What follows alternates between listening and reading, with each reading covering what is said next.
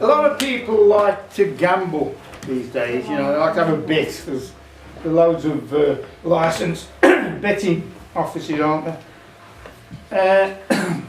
And you can actually gamble, you can bet on absolutely anything these days. Now my dad, he used to like a bet. On mainly what he called the GGs, a little footer on the GGs, but if he thought he was onto a cert, he would bet on absolutely anything. And I'm going to get back to the 1960s here. It was 1966 to be exact. And he was down in the town, in a pub, standing at the bar, having a drink. And in walks this guy. When he came in, everybody knew him and they was, you know, saying, oh, you know, how are you, Beezer? And this, you know, everybody knew me, knew everybody, and that's just the boss. He says, who's that? He said, oh, you know him? He said, no. He said, everybody knows him. Beezer Riley. What's some sort of a celebrity or something? No, he says, Beezer Riley. He knows absolutely everybody. I said, well, I've never heard of him. He said, I'll introduce you. So he called this guy over and introduced him. And my dad got chatting to him. And he said, the barman says, you know everybody. He said, well, just about. He says, anybody who's anybody, I know. He says, you know, if you want to name somebody, I'll bet you that I know. Well, my dad said, you'll bet me? He says, yeah. Right. He says, well, I'll bet you a tenner. So let's say sport. Now, the most outstanding footballer of the time, he says, Georgie Best. I bet you don't know George Best. He's like, oh yeah, no, George, great mate of mine. He said, well, you know, how are you going to prove it? Saturday, we'll go to Old Trafford. So Saturday afternoon, they're up at Old Trafford, they're down the side of the tunnel when the players come out. As they come out, Beezer says, you alright, George? And George turned around and said, Beezer, my old mate. He says, you coming for a pint after? Yeah. So my dad went with Beezer Riley down to the pub and had a few drinks with George Best. And he said, right. But you know what it's like with gambling. He said, now, I mean, £10 was a lot of money in those days. He says, you've got to give me a chance to win my money back. He said, what's it going to be? So I said, right, politics. He's politicians. He said, I bet you don't know the Prime Minister. Now, who was the Prime Minister in 1966?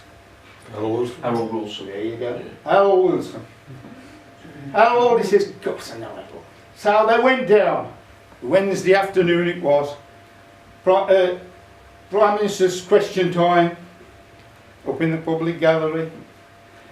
Harold Wilson got up to speak and he's like, Harold looked up and says, Beezer, my old mate. What? He says, how you doing? He says, come round to number 10 after. Mary'd love to see you. You know, have a cup of tea. So my old man, he went round with Beezer Riley to number 10. And they had tea. And he was really made up about this because he was a real socialist, my dad was. So he went round and had a cup of tea at number 10 with the Prime Minister and his wife. Well, that's, you know, fantastic. But, you know, we've got to, you know, I've got to get my money back. He said, we've done sport, we've done politics, religion.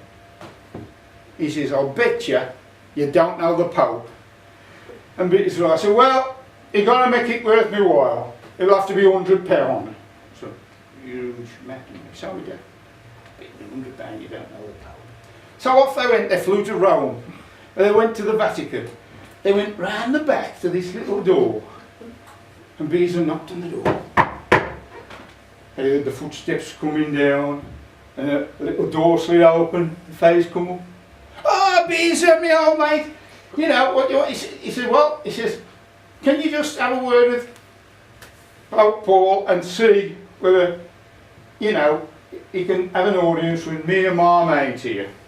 He said, well, he's just getting ready to go out onto the balcony and address the people in St. Peter's Square.